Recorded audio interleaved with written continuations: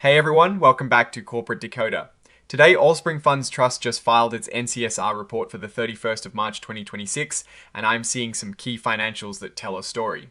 Quick note, this is not financial advice, just my take on public filings for educational purposes. While some funds had a tough year, others really shone with massive returns, and this filing gives us a look at exactly what happened and what is in the portfolio right now. Alright, let us dive into this N.C.S.R filing, which is basically a certified shareholder report for registered management investment companies. Think of it as a yearly checkup for these funds detailing how they performed, what they invested in, and what it cost you to own a piece of them. We are looking at the Allspring Funds Trust filing for the period ending the 31st of March 2026. The company itself manages a lot of different investment funds, and this report is covering 7 specific series, including a disciplined small cap fund, an index fund, and a precious metals fund, along with a few others. So we are getting a snapshot of multiple investment strategies here. First up, let's talk about costs. For a hypothetical $10,000 investment in each of these funds, what would you have paid in fees and expenses during this reporting period? Notice the class of shares for the Innovation Fund had costs of about $118, which is 1.19% of that $10,000 investment. Now that might sound small, but it can add up. Importantly, the report clarifies that the manager has contractually committed to waiving fees and reimbursing expenses to keep these costs capped. Without that cap, your costs could have been higher. This is a common practice, but it is good to see it clearly disclosed. Now for the big question, how did these funds perform and what made them tick or stumble? For the Innovation Fund, things were a bit rocky. It underperformed its benchmark, the S&P 500 index. The report mentions a strong but volatile year for us equities, with factors like government policy shifts, inflation easing consumer strength, and a continued boom in artificial intelligence investments driving massive index concentration. This AI focus apparently caused concerns about a potential bubble. The fund's lack of exposure to mega-cap companies like NVIDIA Corp and Alphabet Inc. also hurt its returns. They mention specific holdings like Tyler Technologies Inc. and Oracle Corp seeing sell-offs due to AI fears. On the flip side, semiconductor stocks like MONOLITHIC Power Systems Inc. and Taiwan Semiconductor Manufacturing Co. Ltd. and financials like Robinhood Markets contributed positively. Let us look at the actual performance numbers for the Class A shares of the Innovation Fund based on a hypothetical $10,000 investment. Starting from the 31st of March 2016, where the fund held its own against the S&P 500 at $10,000.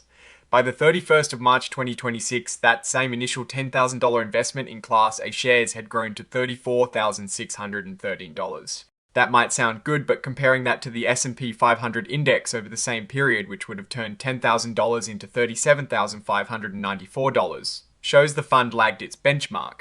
For example, on the 31st of October 2024, the fund was valued at $36,180, while the S&P 500 was at $32,258. This table really highlights the persistent underperformance against the broader market for this class. Looking at the average annual total returns, it is clear the class of shares with a load had a 1-year return of negative 6.71%. Even over 5 years, it was negative 0.24%. The S&P 500 index, on the other hand, had a 1-year return of 17.80% and a 5-year return of 12.06%. This gap is quite significant and tells a story of challenging performance for those Class A investors. Now let's switch gears to the Precious Metals Fund. This one had a very different story. It outperformed its benchmark, the FTSE Gold Mines Index. The report attributes this to gold prices rising 49.4% and gold mining stocks outperforming gold itself. Factors like increased tariffs, trade tensions, inflation, and geopolitical conflicts weakened the US dollar, which often benefits gold. Top contributors included Montage Gold Corp and G Mining Ventures Corp, with Montage performing well due to construction news. Notably, the funds underweights to N.C.S.R Resources Limited and Agnico Eagle Mines Limited also boosted results. The Precious Metals Fund's consolidated total net assets were a massive $1,472 million. That is a substantial sum, indicating a very large fund. Digging into the country allocation for the fund, we see a heavy concentration in Canada at 72.3%. The United States is next at 13.8%, followed by the United Kingdom at 9.7% and South Africa at 3.9%. This geographic focus on Canada means the fund's performance is heavily tied to the Canadian mining sector. The top 10 holdings for the Precious Metals Fund show a clear focus on major mining companies, with Newmont Corp leading at 6.8% of net assets, followed by Kinross Gold Corp and IAMGOLD Corp at 5.9% and 5.1% respectively. This concentration in a few large players is typical for a sector-specific fund. A significant change for the Precious Metals Fund is that as of the 31st of March 2026, Oleg Makarin was no longer a portfolio manager. This is a leadership change to be aware of. Let's look at the costs for the Managed Account Core Builder Shares Series EPI here. The news is even better. The cost for a $10,000 investment was $0 and 0%. The manager has contractually committed to absorbing all ordinary operating expenses. This is a huge benefit for investors as nearly all your investment is working for you. And how did it perform? You guessed it, it outperformed its benchmark. The report notes US equity markets were resilient with the S&P 500 index gaining 17.8% despite volatility from tariff announcements and the Iran war. The equity portion of the strategy did exceptionally well due to strong selection in energy and financials. Key contributors included Lam Research Corp and Suncor Energy Inc. This fund really shows what focused management can do. Meanwhile, the Disciplined Small Cap Fund has total net assets of $138,693,000. This is a much smaller fund compared to, say, the Precious Metals Fund. Let's check the sector allocation for the Disciplined Small Cap Fund.